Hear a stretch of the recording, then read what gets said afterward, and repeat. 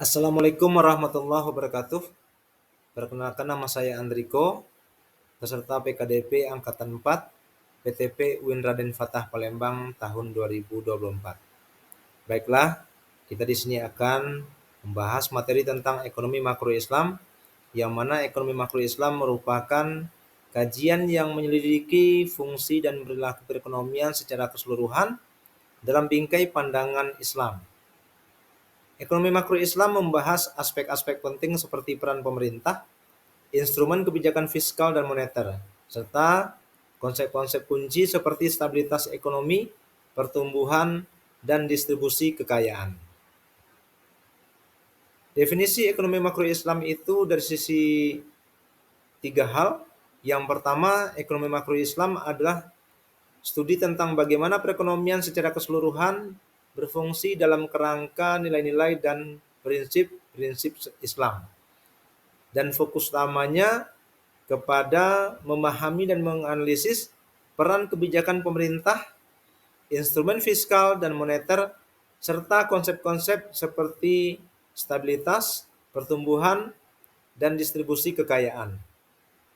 Selanjutnya, dari sisi holistik, yang mana ekonomi makro Islam mengedepankan pandangan yang holistik yang menyelaraskan tujuan ekonomi dengan nilai-nilai moral dan spiritual dalam Islam.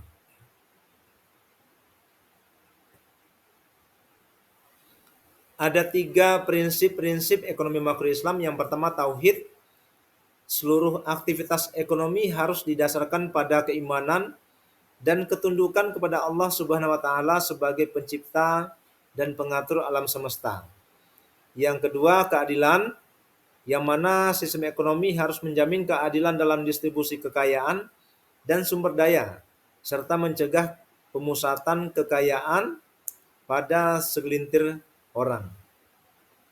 Dan yang ketiga, prinsipnya adalah maslahat, yang mana kebijakan ekonomi harus diarahkan untuk mencapai kemaslahatan atau kesejahteraan bagi masyarakat luas, bukan hanya untuk kepentingan pribadi, bahkan untuk kepentingan kelompok tertentu. Selanjutnya kita akan membahas tentang instrumen kebijakan fiskal dalam ekonomi makro Islam. Adanya zakat yang merupakan salah satu instrumen penting dalam kebijakan fiskal Islam yang bertujuan untuk mendistribusikan kekayaan secara adil. Yang kedua, infak dan sedekah, yang mana hal ini adalah bentuk sukarela, juga menjadi instrumen fiskal untuk membantu golongan masyarakat yang membutuhkan. Yang ketiga, adanya pajak yang islami, yang mana pajak dalam ekonomi makro Islam harus sesuai dengan prinsip-prinsip syariat, serta tidak mengandung riba dan tidak memberatkan masyarakat banyak. Dan yang keempat, anggaran belanja. Instrumen kebijakan fiskal dalam ekonomi makro Islam memperhatikan anggaran belanja pemerintah harus dialokasikan untuk kepentingan holistik masyarakat publik dan pencapaian kesejahteraan masyarakat secara luas. Dan selanjutnya kita akan memahami bagaimana instrumen kebijakan moneter dalam ekonomi makro Islam. Yang pertama, adanya perbankan syariah hari ini yang menjadi instrumen penting dalam kebijakan moneter Islam dengan menerapkan sistem bagi hasil dan larangan riba. Dan yang selanjutnya, instrumen moneter Islam seperti sertifikat, investasi, obligasi syariah, dan pasar uang antar bank berperan dalam mengatur likuiditas dan stabilitas moneter secara islami. Dan yang ketiga, adanya cadangan wajib, yang mana cadangan wajib bank syariah seperti giro wajib minimum digunakan untuk menjaga stabilitas moneter dan mencegah eksploitasi. Untuk memunculkan stabilitas ekonomi dalam ekonomi makro Islam perlu adanya keseimbangan, yang mana ekonomi makro Islam menekankan pada pencapaian keseimbangan antara berbagai sektor ekonomi untuk menjaga stabilitas dan kesejahteraan masyarakat luas. Yang kedua, untuk menjaga stabilitas tersebut perlu adanya pengendalian inflasi, yang mana instrumen kebijakan moneter dan fiskal digunakan untuk mengendalikan inflasi agar tidak memberatkan masyarakat dan menciptakan stabilitas harga. Yang ketiga, pembangunan infrastruktur, yang mana pemerintah harus membangun infrastruktur yang memadai untuk mendukung aktivitas ekonomi dan meningkatkan produktivitas masyarakat.